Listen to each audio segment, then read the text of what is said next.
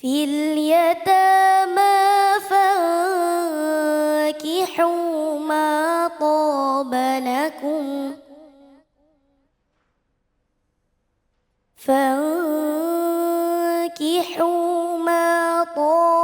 لكم من النساء مثنى وثلاث ورباع فإن خفتم ألا تعدلوا فواحدة أو ما ملكت أيمانكم ذلك أدنى ألا تعولوا صدق الله العظيم.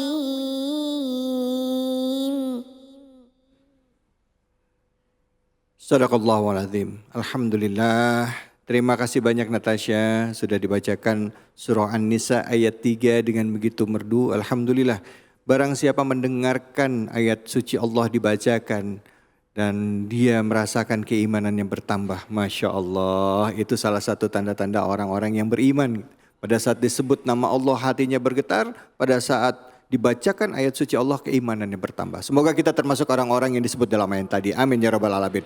Baik, langsung saja kita simak kajian tafsir dari surah An-Nisa ayat 3 bersama dengan guru kita Kiai Endang Saiful Anwar. Fadhal.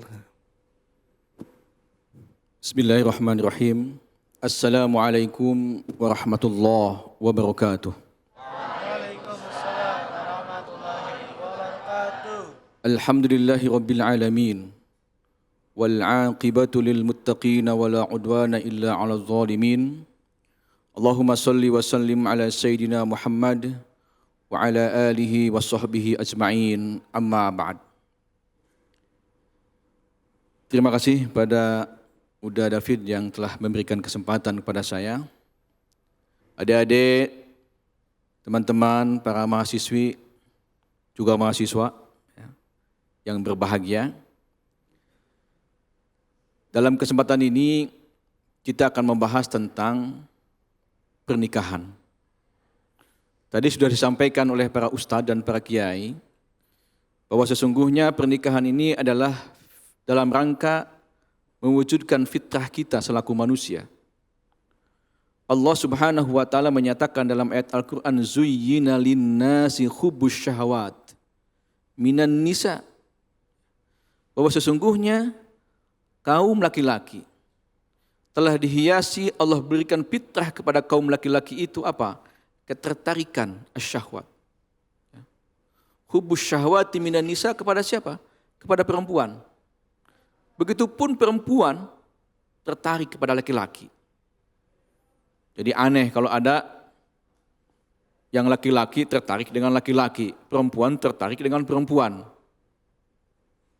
Haram hukumnya dalam Islam. Bahwa praktek LGBT dalam Islam tidak boleh. Karena melanggar terhadap fitrah manusia.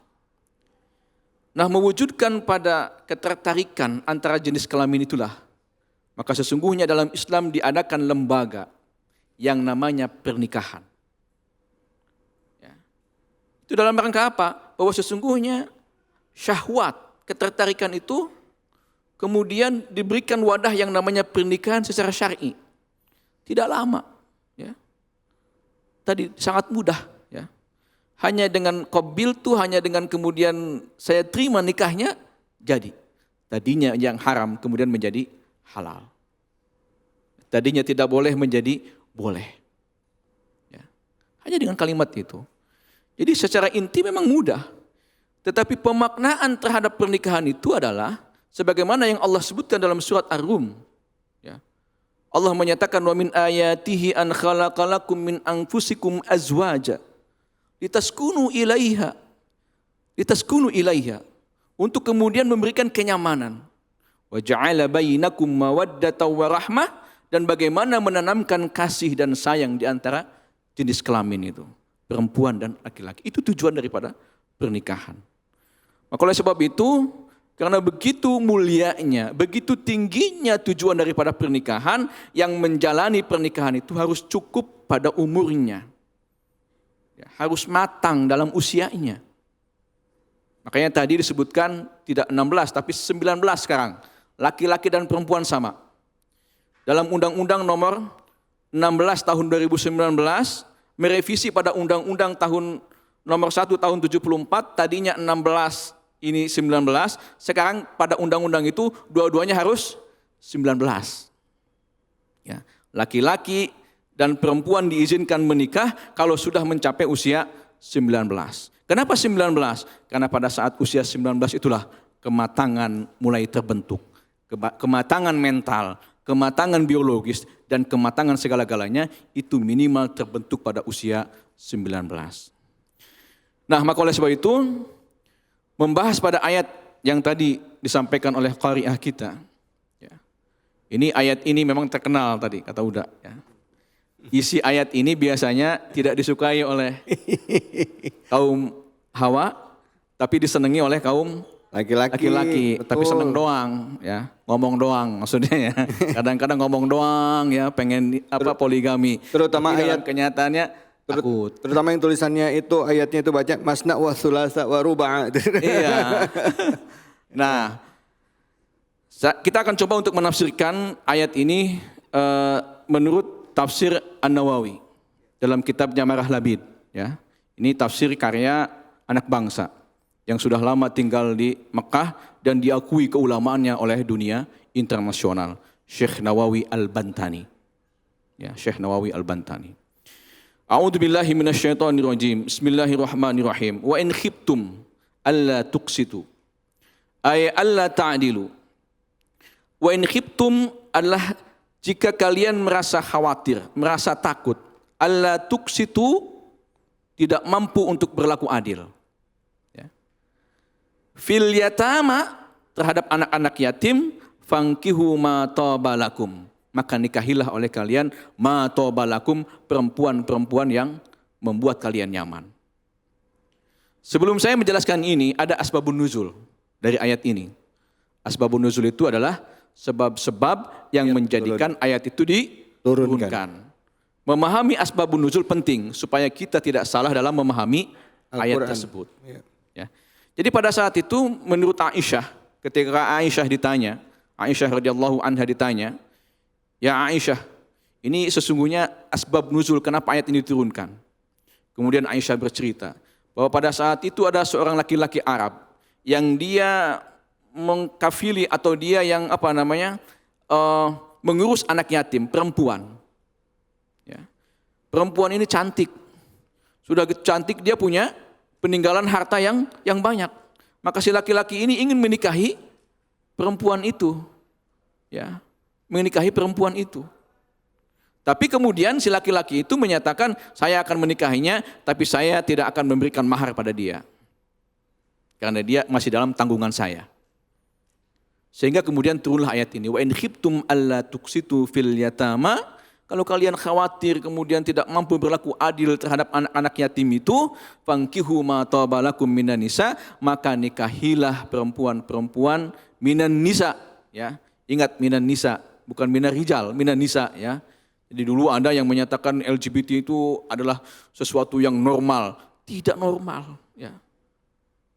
Dianggap nisa itu adalah lembut katanya kan, lembut. Jadi walaupun ininya gagap ya badannya, tapi tingkah lakunya lembut dianggap nisa, tidak bisa, ya.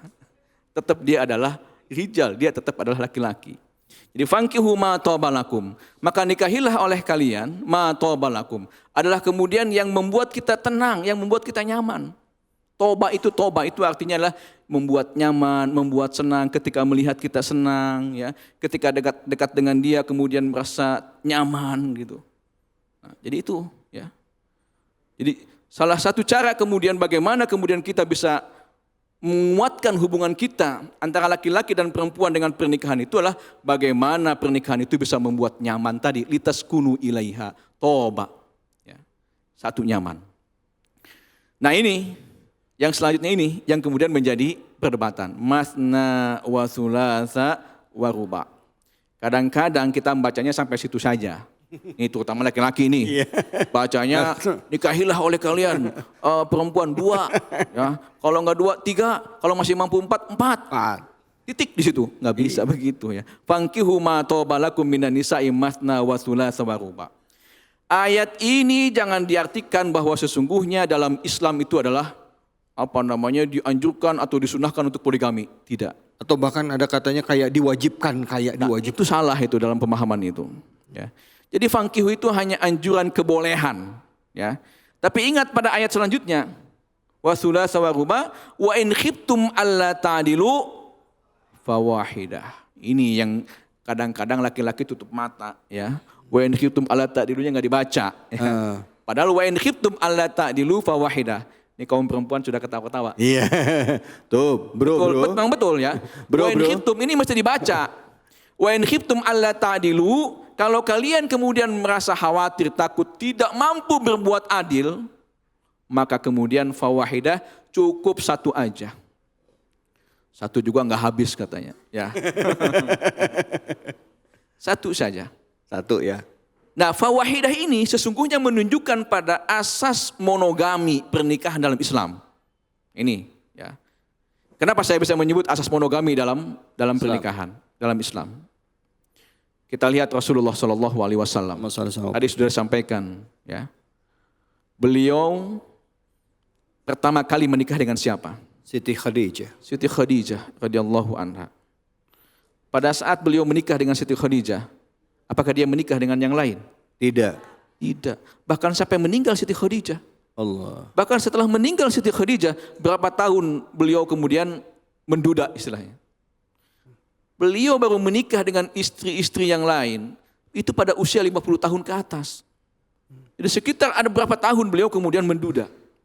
Artinya apa? Bahwa sesungguhnya asas dalam pernikahan dalam Islam itu adalah monogami. Ya. Waduh, perempuan udah ketawa-tawa aja nih. Wah, ya. Jadi itu, ya. Jadi ketika kemudian kita mampu, jadi dalam Islam itu, kalau kita mampu untuk berlaku adil dalam segalanya, ya, adil dalam perasaan, adil dalam membagi-bagi waktu, adil dalam segalanya, maka kemudian boleh fawahidah. Tapi ini sekali lagi pintunya ditutup rapat-rapat karena sesungguhnya bersikap adil itu sulit. Ya, sulit. 1 saja Masya Allah ya. Bingung gitu ya. Nah, maka oleh sebab itu dalam Islam dzalika adna alla ta'ulu. Dengan yang demikian itu supaya kemudian tidak bisa berbuat zalim. Oleh sebab itu ma'asyiral muslimin, teman-teman para mahasiswa dan mahasiswi yang dimuliakan Allah Subhanahu wa taala.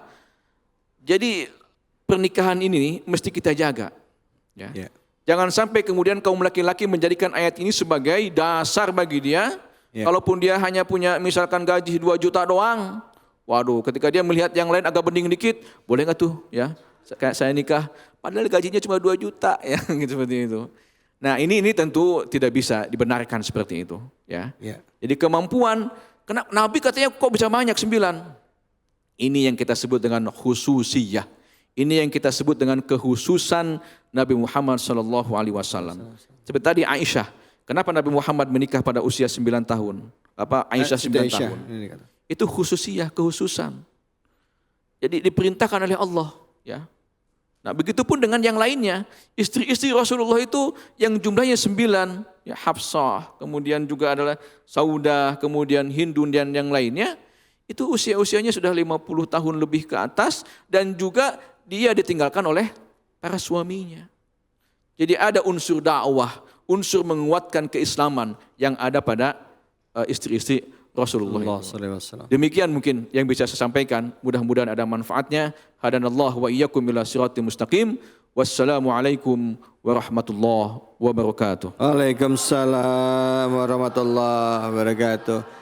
Alhamdulillah, tuh kelihatan auranya yang ini mahasiswi cerah semuanya jadinya kan. Tuh ya, bro. Udah jelas soal Anissa? Ya, jadi itu artinya adalah keutamaannya adalah monogamis. Ya. Yang jawab cowok kok, cewek yang jawab. Baik, ya Allah. Baik, saya ingat saya pernah ngobrol dengan salah seorang ahli tafsir kita, Profesor Dr. Quraisyab. Saya pernah tanya tentang ayat ini. Saya tanya ke beliau, Pak Quraisy, bagaimana menurut Bapak mengenai poligami? Apakah poligami itu wajib dalam Islam? Beliau bilang, siapa yang bilang poligami itu wajib? Dia bilang, poligami dalam Islam itu ibarat kita naik pesawat, di dalam pesawat itu ada pintu emergency exit. Jadi, apakah Anda setiap naik dan masuk pesawat harus pakai pintu emergency katanya? Tidak, dia bilang. Keluarnya pakai pintu apa? Pintu yang normal. Ya Allah, artinya itu bukan suatu kewajiban, tapi tetap ada celah dalam keadaan-keadaan tertentu darurat yang mungkin bisa kita gunakan dalam konteks kita dalam rangka meningkatkan ketakwaan kita pada Allah. Kira-kira begitu. Baik, kita akan lanjutkan lagi. Semoga apa yang dibahas ini memberikan pencerahan pada kita dalam pemaknaan agama Islam, ya, khususnya dalam hal pernikahan. Jangan kemana-mana, tetap di Cahaya Hati Indonesia.